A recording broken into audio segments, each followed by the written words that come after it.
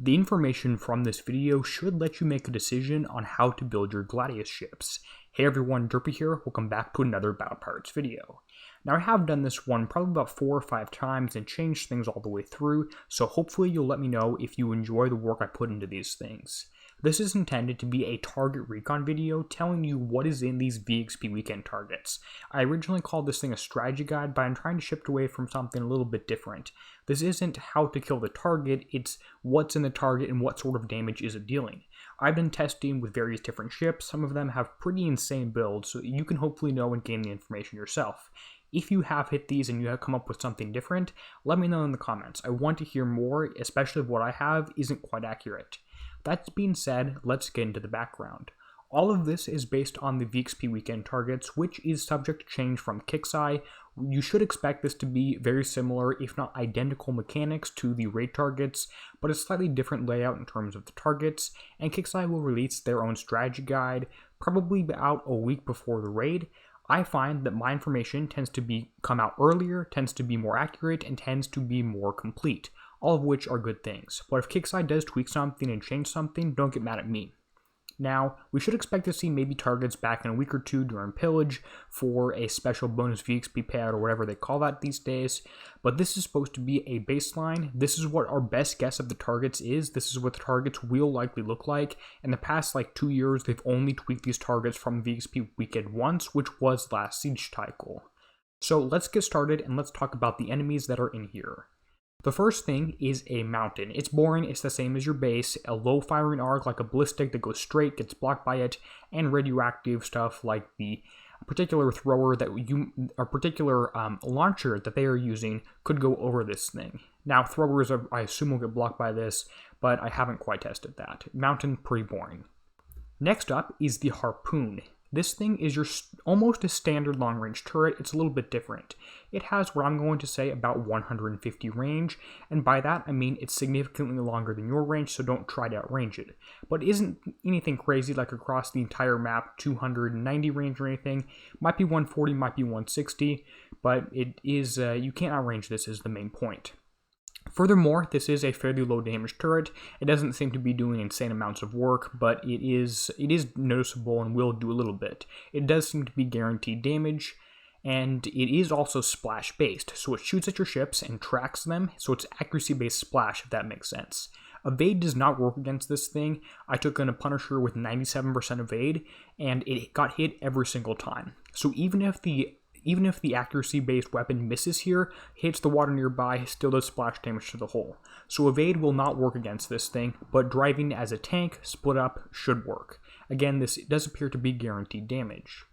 Turret number 2 is the Phlogiston launcher. This appears to be radioactive, or definitely is radioactive, and it has the same longer range of about 150. It deals a little bit more damage, I'm going to call it medium damage, and is accuracy-based, meaning that it's going to shoot at you and it could miss, so evade will work. And evade actually appears to be working fairly well. I think this thing has a pretty low base accuracy to begin with anyway. Now this is radioactive and is a traditional, what you would think of as a shockwave turret, but I have yet to see a shockwave actually occur from this. So it's safe to say that this is not a huge threat and it shouldn't be doing splash damage. It should just be doing one-shot misses or hits, fairly standard targeting behavior. Not too much to worry about here, at least in my opinion. And this probably will just target the closest ships, standard AI targeting. Next up, we have a short-range thrower. This might be called a pyro thrower or something else more technical or more fancy if Kixeye comes up with that. This is a short-range, high-damage radioactive turret. Has a range of about 65, which I put on there. Might be 68, might be 64, might be 59. Now, I put this range on here because your regular Gladius hulls with the standard range boost and nothing fancy done to it has a range of 75. This should outrange this turret easily, be it driving or be it auto. Now if you do something crazy and put on lower cannon mount 1 or lower cannon mount 2, that comes with a range reduction among some other negatives.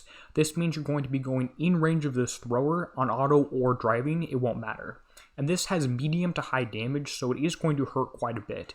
It is also an area of effect turret, so evade does not work against this thing. You're getting hit with this area of effect from a thrower. Now, the only way you can mitigate this is to outrange it, but it should be pretty easy on auto or even driving unless you mess up too much. It doesn't appear to be a hair trigger like we have seen in the past. So avoid this radioactive turret by outranging it. Next up, we have a much higher threat. This is a Ballista. This Ballista deals insane ballistic damage. It has a range of about 200 in a firing arc of, say, 10-12 degrees. Now, like I said, this is extreme damage and it definitely one-shotted one of my Punishers, or it took 4 shots to kill one of my Punishers. So this thing is pretty crazy and will do a lot of damage. Now, this is accuracy-based, but does have high base accuracy. I took in a Punisher with 70% evade, and out of 4 shots, all 4 of them hit. Now, the one with 97% evade lived a little bit longer, but this does have higher base accuracy. So if you have a fairly low evade number, say 70, this thing won't be missing you at all. Now, I would expect this just to be in the skill targets rather than the auto targets, which traditionally see a driving/skill and an auto/ whatever else you want to call that target. I would expect this only to be in the skill ones because this does look like something that you should be avoiding, if at all possible, by going through the backside of the target or pinching this thing. So avoid getting hit by this thing, stay out of the firing arc, otherwise you'll take very, very high damage. And this is not splash damage, it just hits one ship at a time. Now, things start to get a little bit more complicated or a little bit more fun and interesting here, depending on how you look at it. We have a small fuel silo. This is something that is either, generally speaking, for the small one with fairly low health, it's triggered by killing this thing. So you shoot at it with ballistic, whatever, and you kill it. Once it's dead and dies from the top picture to the bottom one, you get a red ring that appears. This is a plasma damage ring, which plasma damage means guaranteed damage survival doesn't work, directly affects your ship's armor. And this affects both you and the enemy. So you can use it to kill the enemy, but also if you're too close directly on top of it, it's going to hurt you. So outrange this thing if at all possible. Maybe use it in combination with some other stuff to kill some turrets before you get in range. Maybe even have some chaining effects. Now, if that wasn't good enough, we have a large fuel silo. This appears to be triggered by, I assume, killing it. This has such insane health I haven't actually killed one. Or more likely, the Fusilighter Thrower.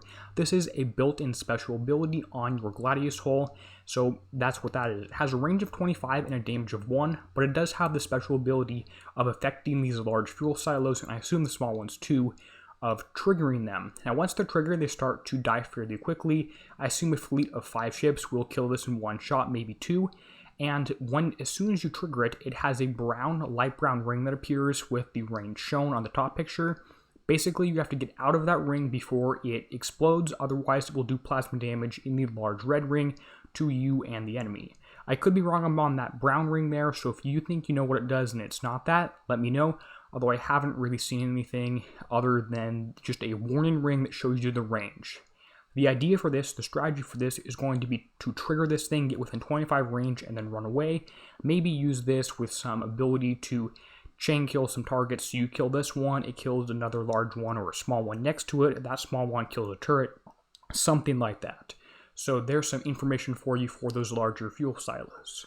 So if you have any questions on anything I talked about, if I said something, you think something differently, go ahead, let me know, leave a comment below, and I want to do my best to get more accurate information to you and timely information to you as well. If you enjoy the work I put in this video, please let me know in a comment below, as well as leave a like.